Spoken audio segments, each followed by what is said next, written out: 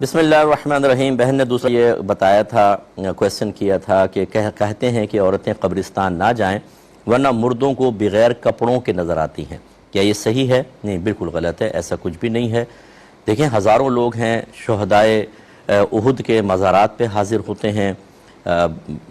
اس میں جنت البقیع کے قبرستان میں حاضر ہوتے ہیں، اگرچہ عورتوں کو آگے جانے کی اجازت نہیں، لیکن بہرحال جب مردہ کیا صرف قبر کے پاس آئے گی تب عورت کو دیکھ سکے گا؟ اگر اتنی نگاہ ہے اس کی تیز،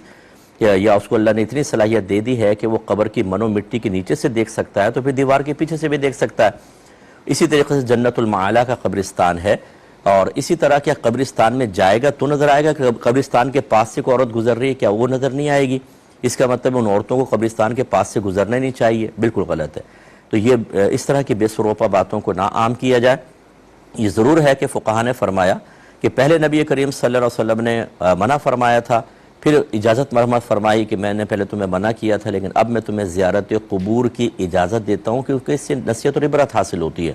اور یہ حکم مرد عورت دونوں کے لیے ہے۔ جو علماء منع کرتے ہیں وہ اس کا مطلب یہ ہے کہ بے پردہ عورت نکلے، وہاں جا کے جزا و فضا کرے گی، یا وہاں قبرستان ایسا ہو کہ تنہائی ہے، کچھ بدماش قسم کے لوگ خدا نہ خواستہ عزت کے مسائل کر دیں گے جیسے بعض جگہ دیکھا گیا ہے، یا وہاں اتنا رش ہے کہ عورتوں مردوں کا اختلاط ہے، ایسی جگہ پہ عورت کا صرف قبرستان میں قبر کی زیارت کے لیے یا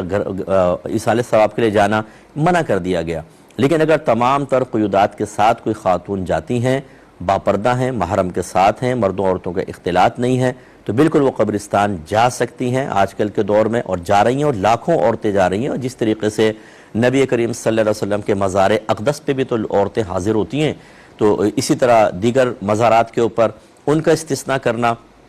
اور باقی مطلب قبرستان کی اجازت نہ دینا، یہ صحیح ضرورت کے تحت ہوگا جو علماء منع کرتے ہیں، اور وہ بالکل صحیح منع کر رہے ہیں، اس کا میں انکار نہیں کر رہا ہوں۔ لیکن اب جیسے بہت ساری عورتیں جاتی ہیں اپنے محارم کے ساتھ، والدین وغیرہ کی قبر ہیں، بچے کی قبر ہیں، اور وہاں پہ ایسا مسئلہ بھی نہیں ہے تو وہاں جا سکتی ہیں، لیکن